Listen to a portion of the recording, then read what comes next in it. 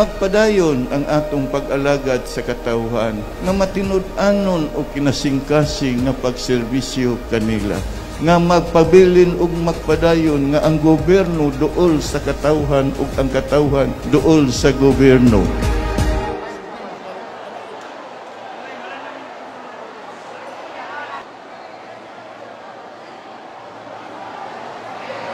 Maayong buntag mga kauban. Welcome sa Adlaw sa Katawhan Season 2. Espesyal karon nga People's Day dinhi sa ato ang City Quadrangle sanglit gisaulog usab nato ang birthday ni Mayor Rolando Clarix Uy.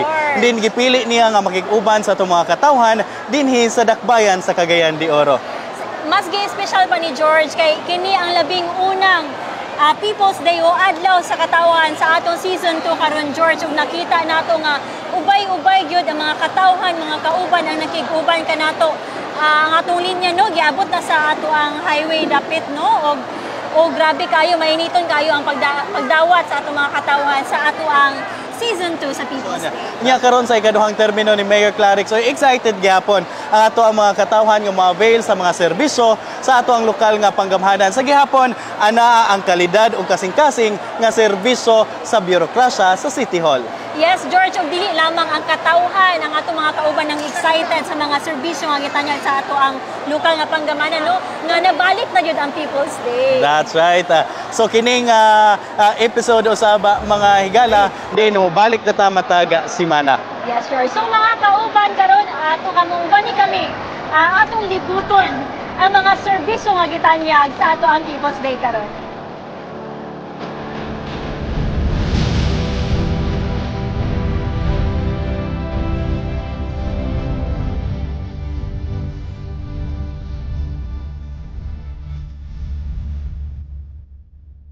Thankful ko kay si Mayor gid ang nag-cover tanan-tanan gastuson, then pag-recover na ko, then si Mayor pud ang nagkuan sa mo nga kuan nga dito ra pud mi pa kuan after operation, then si Mayor nag-cover tanan lagi gastud. Siya isa gid siya sa elemento nga gihatag at sa Ginoo nga kuan mutabang sa ato ang mga tao. Iya gyud gi-offer mismo iyang balay nga dito ra silang balay magpuyo. Ni dool akong papa, and then giignan sila nga gi-contact ni Mayor yang secretary, then giignan niya nga kontakon ni sila nga kuan nga mag-ina kay kamera ni mama nag-uban. Gi-contact mi dayon nga ipa-opera na din insigida kay kuan gamay na lay kuan, then ni adto din ni kuan din si Mayor nga ipa-adto sa balay kay para if unsay problema matik na madagan din mi sa kuan sa heart center, and ni kuan na lang pud mi ni okay na lang mi din si Mayor na nag-cover tanan mga gastuson din dito pati pagpauli na. If naman gani mga tao nga nay mga sakit nga murag malubang sakit gid nga need na gid operation, dili gid dapat mo magduwa-duwa dol kay Mayor about na nga problem kay si Mayor andam mo alagad sa mga tao gid to. Siya gid mismo ang nagkuan sa mo nga andam siya mo serbisyo sa mga tao. Pareha ra sila ni Kikang Uy nga mo kuan gyapon nga andam mo serbisyo sa mga tawo nanginanglan gid. Na perang 25 years old, and isa ko sa mga beneficiaries ni Mayor Clarix Uy sa open heart surgery. Last 2019 ko nag-ask og tabang kay Mayor kay so pag adto na mo sa balay ni Mayor nagpaila-ila mi iya ming gi-welcome niya iya pong gi-ask kung unsa among kailangan. So ako na pong gi-explain sa akong history sa sakit sa akong heart, sa akong condition, and then nag-offer siya nga sa Philippine Heart Center gyud ipa-opera, and then nag-offer po siya, nag-ask siya sa ako if nabadami mapuy-an sa Manila, and then nag-offer po siya kung okay ra ba daw na sa ilaha mi mag-stay. So nalipay ra pud mi kay halos free na tanan sa operation, and then among stay sa Manila. So gamay na lang ang ang gasto, gamay na lang ang among hunahon. Ako maingon is I'm grateful nga gi-use siya ni Lord na magtabang sa ako o dili lang sa ako kay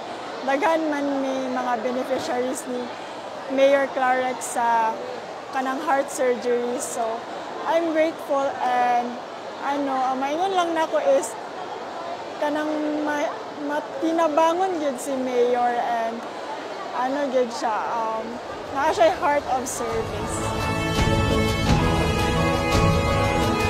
So George, nakita ni mo no nga ubay-ubay gyud murag gatusan gyud to ang mga kauban niya nakikuban ka nato karon sa ato ang adlaw sa katawan. So kumusta man imong experience?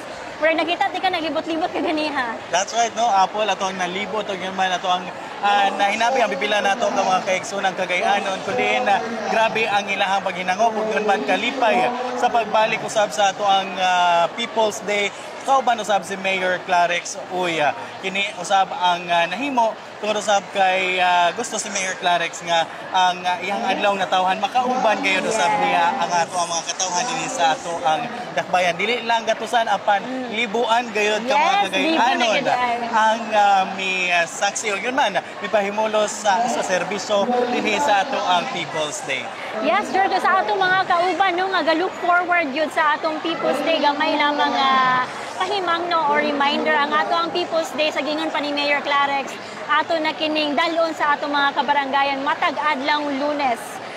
Every first Monday sa ato ang month ato yung ipaigayon ang People's Day sa ato ang City Hall Quadrangle apan sa susunod nga mga Lunes sa atong bulan ato na kining dalon sa atong kabarangayan. Mao nga sa atong mga kauban, stay tuned.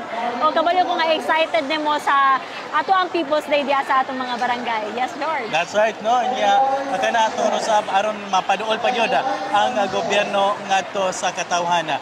Og kinin lamang si George Bacos. O mga kauban, kini si Apo Pipanya sa tinguwa nga mapalapdan ang serbisyo nga adunay kasing-kasing o kalidad sa paghusod kauban taoy.